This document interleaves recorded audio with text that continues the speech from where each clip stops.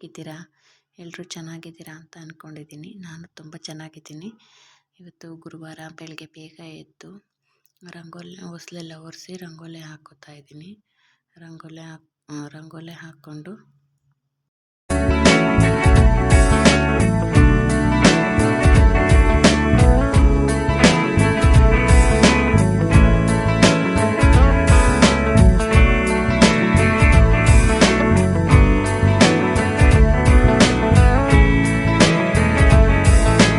ರಂಗೋಲಿ ಎಲ್ಲ ಹಾಕಾಯಿತು. ಅಡುಗೆ ಮನೆಗೆ ಬಂದೆ. ಅಡುಗೆ ಮನೆಗೆ ಬಂದು ಸ್ವಲ್ಪ ರೈಸ್ ಇಟ್ಕೊಂಡು ಪುಳಿಯೋಗರೆ ಮಾಡ್ಕೊಳ್ಳೋಣ ಅಂತ ಅಂದ್ಕೊಂಡೆ. ಸ್ವಲ್ಪ ಈಸಿ ಇರುತ್ತಲ್ಲ, ಗುರುವಾರ ಸ್ವಲ್ಪ ಕೆಲಸ ಜಾಸ್ತಿ ಅಂತ ದೇವ್ರ ಪಾತ್ರೆ ಎಲ್ಲ ತೊಳೆಯೋದಿತ್ತಲ್ಲ, ಅದಕ್ಕೆ ಸ್ವಲ್ಪ ಪುಳಿಯೋಗರೆ ಮಾಡ್ತಾನೆ ದೇವ್ರ ಪಾತ್ರೆ ಎಲ್ಲ ತೊಳ್ಕೊಂಡೆ.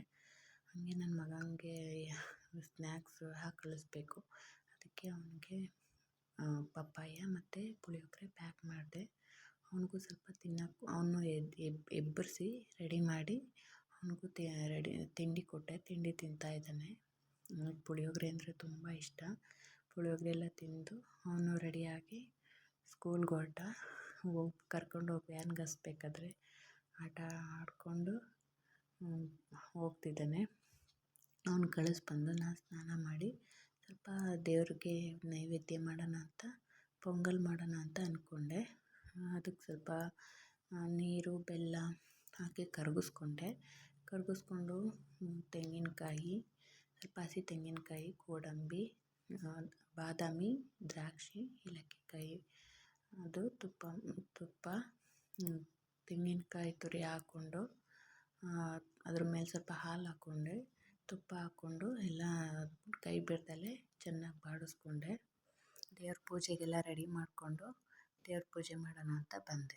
ಹಾಲಲ್ಲಾದರೂ ಹಾಕು, ನೀರಲ್ಲಾದರೂ ಹಾಕು Raghavendra,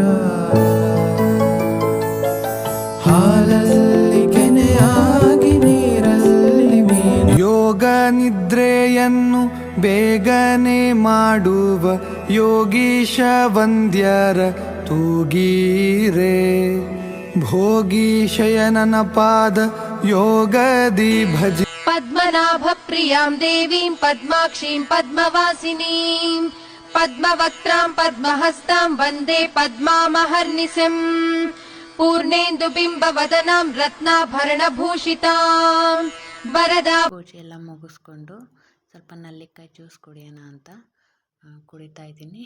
thank you for watching.